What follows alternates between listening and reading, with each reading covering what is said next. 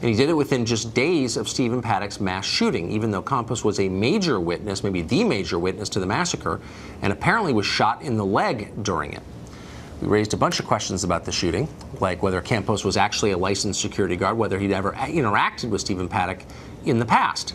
In a shooting with so many mysteries, these seem like reasonable questions, but so far police have stonewalled us, hung up on us, actually, when we asked them. Fortunately, the head of Campos's union is more forthcoming. David Hickey is the president of the Security, Police, and Fire Professionals of America, and he joins us tonight. Mr. Hickey, thanks for coming on. Thank you for having me. So, our sense is that Jesus Campos's story is of great interest to his employer, MGM, and they're doing whatever they can to shape it. Is that your sense?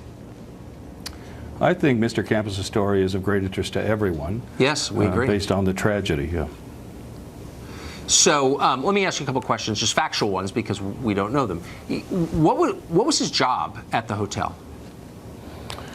Jesus is a security officer, or was a security officer at Mandalay Resorts. Is he licensed by the state? How does that work? No. Security officers that work directly for a company, yes, in-house security, they do not have to be licensed. They don't have to have guard cards, security cards. If they work for a contract agency, then yes, they do. Oh, okay. We tried to get the answer from the Clark County Sheriff yesterday, and he wouldn't reveal that. You were aware that Mr. Campos went to Mexico shortly after the shooting, correct? Yes, I was. And what was the purpose of that trip? Do you know?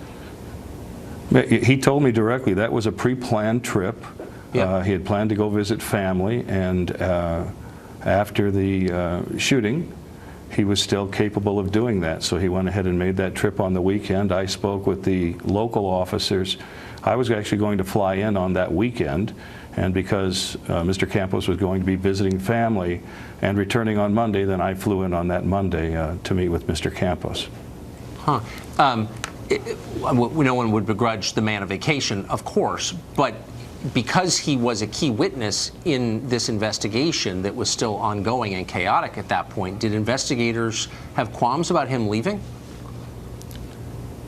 Not to my knowledge. There were no qualms about him leaving, because his plans had been made prior, and he intended to return on Monday, which he did.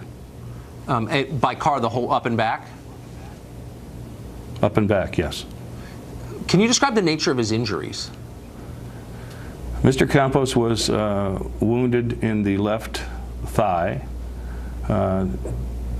Two fragments of a shell hit him in the left thigh, and when I met him for the first time on that Monday, he was recuperating. He was in good spirits and looking to tell his story and move on with his life.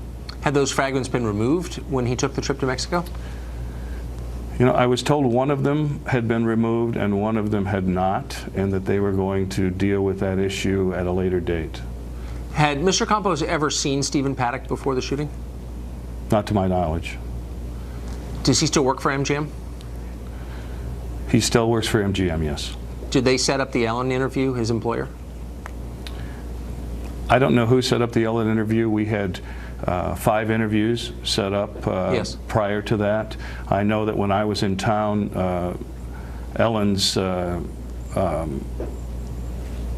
interviewer, the person that schedules the interviews, called Mr. Campos on his cell phone. He handed me the phone. I took the phone, responded to her that she could call to arrange an interview if she wanted, and then we didn't hear from her. And of course, after that, Mr. Campos was taken to a clinic on Thursday. But why did he skip the interviews? I can't speak for Mr. Campos on that. I've had no contact with him since that time, and you know, I think it's Mr. Campos' story, and I think he has a right to tell it on his own.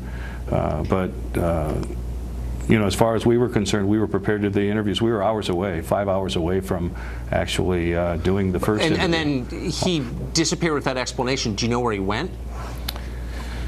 We received a text saying that we are taking him to the quick care. And who's we? Who was taking him? There was, when we left the room, we were having a meeting with 3 upper-level MGM management people, and when we left the room that we were in, or left the living room, it was Mr. Campos, one other security officer, a fellow member of the union, and then there was a corporate security officer. Yeah, of course there was. MGM's in charge, clearly. Thank you very much for all of that. Really interesting. All right, thank you. Thanks. John F. Kennedy was shot more than 50